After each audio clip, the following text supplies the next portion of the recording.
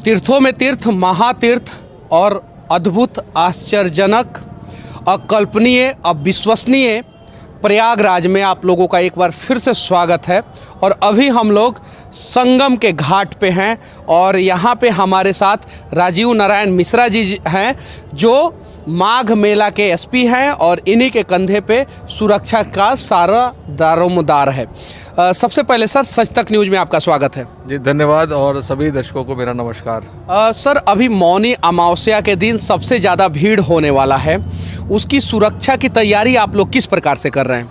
मौनी अमावस्या का पर्व 1 तारीख को है। 1 फरवरी को इस माघ मेले में करोड़ों की संख्या में श्रद्धालुओं के आने की संभावना है, जो कि पावन संगम तट पर आकर संगम में डुबकी लगाएंगे।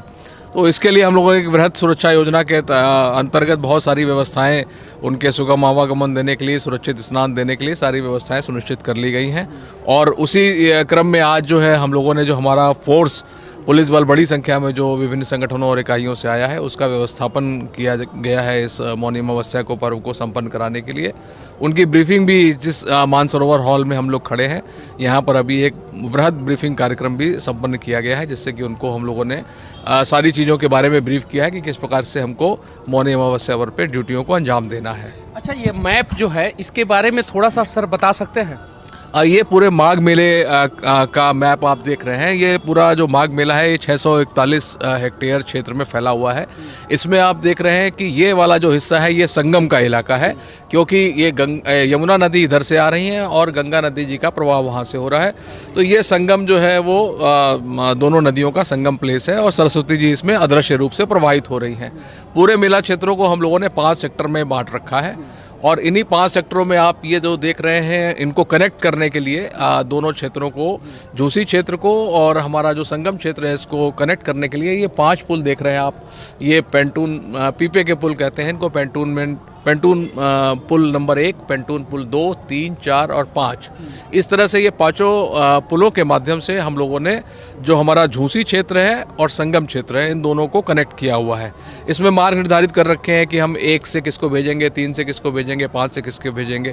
इस प्रकार की एक व्यवस्था बनाई है जिससे कि हमारा ट्रैफिक का जो मूवमेंट है वो एक तरफा रहे और जब श्रद्धालु आए तो आपस में टकराव ना हो। आने और जाने के मार्ग, आने और जाने के पुल भी उसी अनुरूप निर्धारित किए गए। एक और चीज़ सर, मैं अंदर गया था तो बहुत सारे श्रद्धालुओं से बातचीत किया था।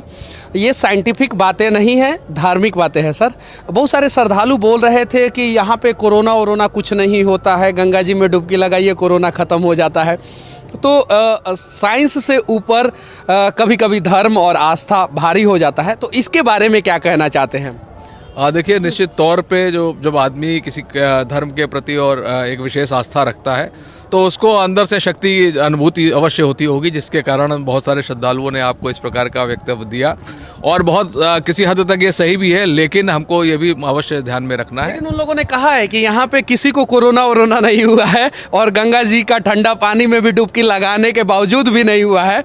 तो इसलिए मैंने आपसे ये साइंस से ऊपर उठ के जो है एक सवाल किया सर। जैसा आपका कहना है कि वो सही है कि धर्म और आस्था से आदमी को जो ऊर्जा मिलती है, और ऊर्जा से जो है एक शरीर में साइंटिफिक नियम भी है कि एक प्लेसिबो इफेक्ट होता है कि अगर हम पॉजिटिव सोचते हैं तो उसी प्रकार के हमारे शरीर में हार्मोन्स बनते हैं, और अगर हम ये पॉजिटिव सोचते हैं तो हमारा शरीर भी जो है वो, चाहे कोविड वायरस हो या और भी कोई बीमारियां हो, किसी प्रकार का फ्लू हो, सर्दी हो, तो उससे लड़ने की हमको आत्मबल और आत्मशक्ति। अगर हम पॉजिटिव सोचते हैं तो कोरोना निगेटिव हो जाते हैं, और ये मैं संगम पे आया तो मुझे पता चला। अच्छा सर, ये बताइए कि यहाँ पे बहुत सारे श्रद्धालु आते हैं, बहुत सारे लोगों से बातचीत किया मैंने पूछा कि पुलिस मिसबिहेव करती है कि नहीं। अक्सर पुलिस के बारे में ये उंगली उठाया जाता है, लेकिन किसी भी श्रद्धालु ने कंप्लेन नहीं किया है, खासकर सुरक्षा व्यवस्था को लेकर। तो इस इतने बड़े मेला, जो दुनिया का सबसे बड़ा मेला है, उसमें सुरक्षा व्यवस्था को इतना सही तरीके से कैसे आप लोग कर पाते हैं? देखिए, जो कि अब इस पूरे मेले को अंजाम देने के लिए बहुत बड़ी संख्या में विभिन्न संगठनों और इकाइयों के लोग अलग अलग पूरे प्रदेश भर से, अलग अलग जिलों से, जनपदों से और इकाइयों से आके योगदान देते हैं। तो हम लोग उन सबका एक ओरिएंटेशन कोर्स कराते हैं और एक व्यवहारिक कौशल का उनको प्रशिक्षण देते हैं। ये हॉल जो है, इस हॉल का प्रयोग हम लोग निरंतर पूरा जो मेला अवधि है, लगभग 3 महीने की जो मेला अवधि है, तो जो पीक डेज हैं, जहाँ पर जो हमारे स्नान पर्व हैं, जो कि मकर संक्रांति से प्रारंभ होकर पौष पूर्णिमा के बाद अगला स्नान मौनी अमावस्या के बाद बसंत पंचमी, फिर माघी पूर्णिमा और महाशिवरात्रि पर्व। तो इन 6 पर्वों के अलावा जो हमारे पास जब समय बचता है तो हम उनको व्यवहारिक कौशल का ज्ञान देते हैं, उनको आचरण के बारे में बताते हैं कि श्रद्धालुओं से आपको किस प्रकार का आचरण रखना है, किस प्रकार का व्यवहार रखना है, किस प्रकार आपको अनुशासित रह के जो श्रद्धालु यहाँ एक धार्मिक भावना से ओतप्रोत होकर आ रहे हैं इस संगम तट पर स्नान करने के लिए, तो किस प्रकार से उनकी भावनाओं के अनुरूप हम अपने व्यवहार को अमल में लाएं। ट्रैफिक मैनेजमेंट कैसे हो पाता है, चूँकि यहाँ पे हर दिन लगभग लाखों गाड़ियाँ आता है। यातायात प्रबंधन ही निश्चित तौर पे एक बड़ी चुनौती रहती है इस मेले में। अगर चूँकि हमारा उद्देश्य ये है कि जो भी हमारे श्रद्धालु यहाँ पर आएँ तो उनको जो विभिन्न स्नान घाट हैं मेला क्षेत्र में वहाँ तक उनका सुगम आवागमन हो जाए। तो सुगम आवागमन कैसे होगा, कुछ लोग पैदल आएंगे तो कोई दिक्कत नहीं है, उनके आने जाने के मार्ग निर्धारित हैं। कुछ लोग 2 पहिया 4 पहिया वाहन या और भारी वाहनों से, बसों से और उसके माध्यम से आसपास के प्रदेशों से आते हैं। तो उसके लिए हम लोगों का प्रयास ये रहता है कि हम उनको नियरेस्ट जहाँ पर स्नान घाट हैं संगम के आसपास या अन्य मेला क्षेत्र में जो स्नान घाट हैं उनके नियरेस्ट प्लेस तक हम उनको पार्किंग की सुविधा दें।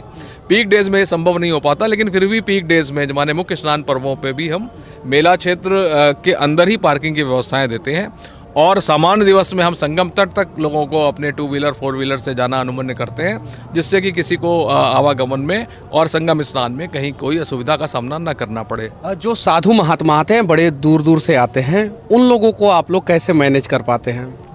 देखिए, साधु और संत जो है वो उन्हीं का मेला है और उन्हीं से ज्ञान प्राप्त करने के लिए बहुत सारे लोग, जो आप देखते हैं कि विभिन्न पंडाल शिविर बने हुए हैं, यहाँ पर प्रवचन और सत्संग होता रहता है, वो उनका आशीर्वाद हम लोगों को मिलता है। उनको कोई मैनेज करने ऐसी कहीं कोई स्थिति नहीं आती है। हम लोग जाते हैं, उनके पास जाते हैं, उनसे आशीर्वाद लेते हैं। उनकी कहीं कोई बात, अगर कोई समस्या परेशानी कहीं किसी प्रकार की है तो हम लोग अपने उपलब्ध संसाधनों से वो समस्याओं का निराकरण करके उनका आशीर्वाद प्राप्त करते हैं। अच्छा, आने वाले श्रद्धालुओं को क्या संदेश देना चाहते हैं आप आखिरी में? जितने भी श्रद्धालु इस माघ मेले में मौनी अमावस्या पर या आगे आने वाली बसंत पंचमी, माघी पूर्णिमा और महाशिवरात्रि पर आते हैं, तो माघ मेला पुलिस उन सबका स्वागत करती है और आपके माध्यम से ये अनुरोध करती है कि मेला क्षेत्र में जब आएँ तो जो हमारे निर्धारित आने जाने के मार्ग हैं उन्हीं का प्रयोग करें, निर्धारित जो पार्किंग स्थल है उन्हीं का प्रयोग करें, कोविड प्रोटोकॉल का पालन करें, मास्क अवश्य धारण करें, बीच बीच में अपने हाथों को सैनिटाइज करते रहें और अपना उद्देश्य की पूर्ति करके अपने गंतव्य को वापस सुरक्षित जाएं। ये हैं यहाँ के मेला के एसपी राजीव नारायण मिश्रा जी, और अभी हम लोग मानसरोवर हॉल में हैं और यहाँ से ये बता रहे थे कि कैसे हम लोग सुरक्षा का मैनेजमेंट करते हैं और कैसे मेला को सुरक्षित करते हैं और कैसे हम लोग जितने भी सिपाही हैं, जितने भी पुलिस वाले हैं, उन्हें हम लोग ट्रेनिंग देते हैं कि श्रद्धालुओं से किस प्रकार से बात करना है और कैसे मेला को सही ढंग से सुचारू रूप से चलाना है। बाकी हमारा ये प्रयास कैसा लगा आप लोग कमेंट करके ज़रूर बताना, और हो सके तो एक बार अद्भुत, अकल्पनीय, अविश्वसनीय प्रयागराज के संगम घाट पे आने का प्रयास जरूर करना। जय हिंद।